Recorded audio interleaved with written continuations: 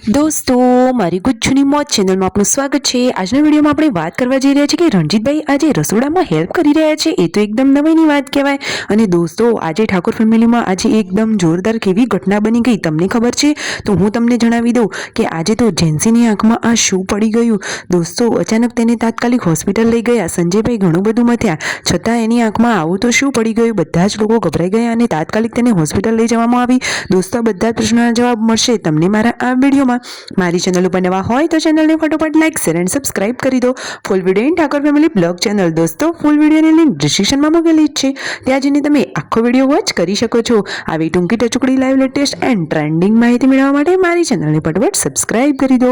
તો દોસ્તો, હવે તમને વધારે રાહ ન જોડાવતા આપણે વિડીયોની શરૂઆત કરી દીધી છે। તો સવારે બધાએ થોડો થોડો નાસ્તો કરી લીધો અને પછી પૂનમ ભાભી અને પાર્વતી ભાભી રસોડામાં રસોઈની તૈયારી કરી રહ્યા છે। જમવાનું તો ફટોફટ રેડી પણ થઈ જવા આવ્યું છે। અને જુઓ, મિતાંશને તો તેના દાદીમાં કેવા રમાડી રહ્યા છે। મિતાંશ તો હવે બેસતા પણ શીખી ગયો છે, સેમ ટુ સેમ રણજીતભાઈની કોપી છે। અને રાકેશભાઈ બાઇક લઈને ક્યાં ચાલ્યા? તો એ તો હવે જાય છે શિલ્પા ભાભીને પિયરીએથી લેવા માટે। તો જુઓ, સરસ મજાનું બાઇક લઈ અને ફૂલ સેફટી સાથે તેઓ તો ચાલ્યા તેમના સાસરીએ।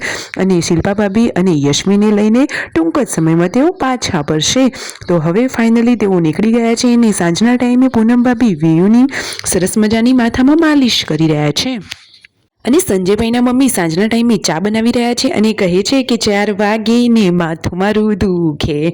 અરે દોસ્તો, ચાનું જેને વ્યસન હોય ને એને તો ચા વગર ચાલે જ નહીં, સાચી વાત ને?